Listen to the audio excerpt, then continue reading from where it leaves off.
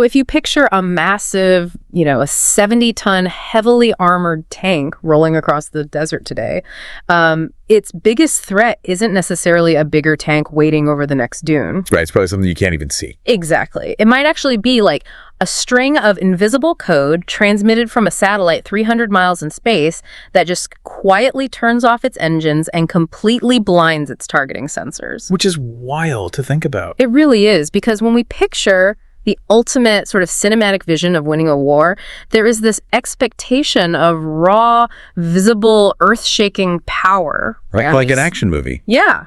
We picture that massive column of tanks or formations of sleek fighter jets tearing through the clouds, or, a giant aircraft carrier cutting through the ocean. We really like things to be visible. We do. We like to measure strength by the caliber of the cannons and the thickness of the steel. It's a very visceral way of understanding power. Right. It feels tangible. Exactly. Counting the physical assets, the missiles, the boots on the ground, it feels like a clean, simple metric for national strength. But it's missing the bigger picture. Entirely. When you look at the mechanics of how modern conflicts are actually managed and fought today, that entire kinetic action movie picture is fundamentally incomplete. Because we are looking at a landscape of global power that is operating in a dimension we can't even see. That's exactly it. And that brings us to the core of what we are unpacking for you today. Welcome to the deep dive. We've been looking through some really fascinating excerpts from the Strategic Vanguard script, which is just a brilliant analytical look at modern military power and national security. It really is. So the mission for this deep dive is to completely flip how you look at military strength. We're uncovering the invisible architecture of modern warfare. Yes. We're exploring why today's global conflicts, and certainly the conflicts of tomorrow, are actually won not by the biggest guns, but by the fastest, most secure flow of information. Okay, let's unpack this. Because we aren't doing a basic lesson in military hardware today, right? We are exploring a high-stakes, invisible web of data that dictates whether that hardware is actually useful. Or just very expensive scrap metal. Exactly. We're looking right past the physical weapons to understand the overarching strategy of information superiority. Right. The reality is, if a military force doesn't completely dominate the invisible network, they do not stand a chance on the physical battlefield. The software is what's running the show. Exactly. And the hardware is just the physical manifestation of that code. So, to really grasp the sheer complexity of this modern digital ecosystem, I feel like we first have to look at the historical problem militaries have basically always tried to solve. Overcoming distance and friction. Right, the delay between seeing a threat and actually reacting to it. Historically, a commander on a hill had to rely on these incredibly vulnerable, slow methods. Oh, absolutely. Runners sprinting across muddy fields, or drums echoing through a valley. Or flags that you couldn't even see if the fog rolled in. Right. It was all about trying to close the distance of communication. Yeah. The flow of information was entirely at the mercy of physical friction. Like the weather or the terrain. Or just the endurance of a horse, If a message was delayed by an hour, an entire flank of an army could just collapse. Wow, yeah. Then the 19th century brought the telegraph, which decoupled communication from the speed of a horse. Right. Right. And the 20th century brought radio, decoupling it from the physical wire. But the leap from standard radio to where we are today is a vastly larger gulf than the leap from a smoke signal to a telegraph. Oh, without a doubt. Because we aren't just talking about a general holding a radio handset talking to a platoon leader anymore. It's not just faster communication, it's a completely different structural paradigm. It really is. I like to think of it this way. If the ancient battlefield was a massive, highly lethal game of telephone where messages got distorted or lost, the modern battlefield is more like a perfectly synced smart home ecosystem. I love that analogy. Right. Think about a high-end smart home where the thermostat is constantly talking to the window blinds, which are talking to the ambient lights, which are talking to the GPS on your phone to know exactly when you pull into the driveway. Everything reacts autonomously. Exactly. Now imagine that ecosystem is designed for combat. And it's spread across millions of square miles, where a drone at 30,000 feet is constantly talking to a submarine underwater. Which is talking to a satellite in low Earth orbit. Yes. It's wild. What's fascinating here is that the battlefield has transitioned into a single, living, breathing organism made of data, It is a connected digital ecosystem. Right. And that brings us to the operational doctrine driving all of this, which the Strategic Vanguard analysis focuses heavily on: network-centric warfare. So I was reading this term, network-centric warfare, and my first thought is, doesn't linking everything together just create one giant single point of failure? It's a very common question. I mean, wait, so firepower isn't enough anymore. Having the biggest gun doesn't just automatically win. Doesn't a centralized network make a military incredibly brittle? That is the exact trap of old school thinking, assuming the network has a single center. Oh, I see. Yeah, network-centric warfare isn't about everything reporting back to one central boss. It's a distributed architecture. Okay, so what does that actually look like? It means treating every single tank, ship, aircraft, and soldier as an interconnected node. Every radar system on a destroyer isn't just looking out for that one ship. It's looking out for everyone. Exactly. It acts as a sensor feeding telemetry to the entire fleet. Every surveillance drone is an observer for everyone on the network simultaneously. It's distributed, which actually makes it far more resilient. Okay, that makes a lot of sense. The Bruce gives a really vivid scenario of a fighter jet to explain how this distributed data actually changes the mechanics of a fight. It's a great example. Yeah. Picture an advanced stealth fighter flying a combat patrol. Its sensors detect an incoming enemy anti-ship missile flying low over the ocean, like hundreds of kilometers away. Right. In a legacy system, that pilot would have to fight that missile alone, or jump on a voice radio, read out a string of coordinates, and just hope a friendly ship nearby could manually input those coordinates fast enough to do something about it. And in the realm of modern hypersonic weapons, the time it takes to literally read those coordinates out loud means the target has already moved miles away. Wow. Yeah, you're just too slow. Exactly. But in a network-centric environment, the pilot doesn't have to speak a single word. Right.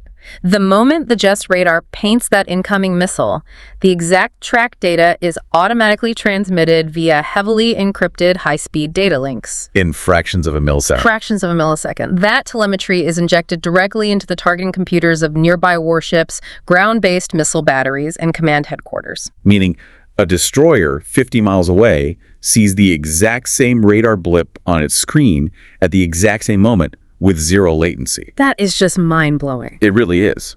The entire theater of war shares identical situational awareness, so the response is unified.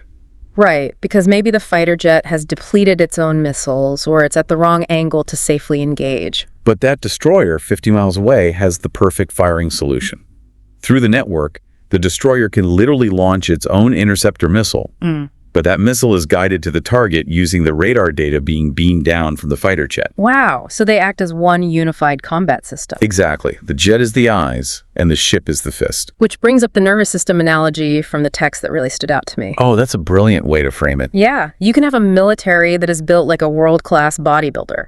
You can have the most powerful, massive kinetic muscles in the world, right? Right, the billion-dollar stealth bombers, the heavy armored divisions. Well, exactly. But if your nervous system is severed, if your brain cannot send the electrical impulses down your spinal cord to tell your arm exactly where and when to punch. Those massive muscles are completely useless. Completely useless. And once that nerve is severed, the muscle, no matter how big it is, just twitches blindly. Right. Firepower is still absolutely crucial, don't get me wrong. But communication determines the vector of that firepower. Right, where and when to apply it. Exactly. If you have the fastest hypersonic missile on Earth, but you lose the data link telling it where the target is, you just have a very expensive flying lawn dart. A flying lawn dart, yeah. The metric for victory is no longer just who can hit the hardest. Yeah. It is who can navigate the kill chain the fastest. The kill chain. Yeah, who can observe a threat, orient their forces, decide on a course of action, and act upon it in the tightest possible window. Which naturally flips the entire script on offensive strategy. I mean, if this invisible nervous system is the true source of a military's lethality, if it's the invisible glue holding the ecosystem together, then kinetic weapons aren't the most vital targets anymore. The network is. The network itself. This is the domain of electronic warfare, or EW. It is fundamentally reshaping how modern powers approach an engagement. Because you aren't just trying to pierce armor with depleted uranium anymore. Right. You are trying to pierce the electromagnetic spectrum with malicious code and invisible frequencies. We hear the term jamming a lot, but I want to get into the actual mechanics of it because it's less like stealing a walkie-talkie from an enemy and more like performing surgery on their optic nerve, right? That's a great way to look at it. So rather than trying to blow up an enemy's tank, the smarter move is to basically put a blindfold on it and steal its walkie-talkie. How does an EW unit actually achieve that in the field? Well, if we connect this to the bigger picture of physics, jamming is essentially a battle of signal-to-noise ratio. Let's say a drone is sending a faint, highly complex, encrypted radio signal down to a ground station. An electronic warfare unit on the other side will locate that specific frequency and blast it with raw, massive amounts of electromagnetic energy. So they just drown it out? Exactly. Think of it like someone trying to point out a target to you using a faint red laser pointer, and someone else shines a million candle-power floodlight directly into your eyes. Oh, wow. The laser pointer's still there, technically, but your optic nerve is so overwhelmed by the noise of the floodlight that you can't perceive the signal. And the military response to that floodlight is frequency hopping, right? Like the laser pointer rapidly shifts colors and positions thousands of times a second to try and find a spectrum the floodlight isn't hitting. Yes, exactly. Modern encrypted radios hop across the frequency spectrum thousands of times a second in a pre-programmed sequence that only the sender and receiver know. Right. But advanced AI-driven EW systems are now fast enough to actually analyze those hops, predict the sequence, and dynamically jam the new frequencies in real time. That is terrifying. It is. Add in cyber units that aren't just jamming the airwaves, but are actively injecting malicious code to corrupt the network from the inside, and you have a completely non-kinetic battlefield. And the Strategic Vanguard analysis makes a rather profound assertion here. They say sometimes, dedicating resources to disable a communication network is mathematically far more devastating to an enemy than dropping a bomb on their equipment. Oh, absolutely. Think about the systemic shock. If you drop a bomb on a tank, that one tank is destroyed. The rest of the battalion adjusts and moves on. Right. But if you sever the data links for the entire battalion, you induce instant chaos. A disconnected unit is paralyzed. Because they can't see the big picture anymore. Exactly. Friendly fire incidents skyrocket because they lose the digital tags identifying who is who. Artillery units can't receive fire missions. The commander screen goes completely black. Yes. They basically revert to fighting a 21st century war using 19th century situational awareness. It's a race to see who can blind the other guy first. Yeah. But if you're a military planner and you know your adversary is bringing massive ground-based jammers to the front lines, you need a transmission vector they can't easily reach. You have to go up. To get away from terrestrial interference. Yes. Which totally explains the massive pivot towards space. Space is the ultimate high ground. Terrestrial radios, even really powerful ones, are ultimately bound by the physics of the Earth. Right. They rely on line of sight. Exactly. If there is a mountain range between two units, or just the natural curvature of the Earth over a long enough distance, the signal degrades or blocks entirely. But satellites bypass terrestrial geography completely. They do. They act as the unblinking eye and the ultimate relay tower. They provide the secure global connectivity that links the land, the sea, and the air. All of it. The GPS navigation guiding the smart bombs, the encrypted voice comms, the massive packets of target telemetry we talked about earlier, it all routes through orbital architecture. It's the only way a nation can conduct a highly complex, synchronized operation thousands of kilometers away from its home soil. But here's where it gets really interesting, I think. We are talking about anchoring the entire nervous system of a global superpower on delicate instruments floating hundreds of miles above the Earth. Moving at roughly 17,000 miles an hour in a vacuum. Right. Doesn't centralizing our vital communications in space make satellites the ultimate Achilles heel? Oh, it creates a staggering vulnerability. I mean, they are just out there. Yeah, there is no stealth in space. Satellites operate on highly predictable, mathematically fixed Keplerian trajectories. Meaning you always know where they are. Exactly. If I know where a satellite is right now, I know exactly where it will be in 43 minutes. They are sitting ducks. Wow. And because they are in the harsh vacuum of space, they are incredibly difficult to armor or defend. Which means if an adversary develops anti-satellite weapons, whether that's kinetic missiles that physically smash into them or directed energy lasers that burn out their optical sensors, they can cripple that entire smart home ecosystem in one move. Yes.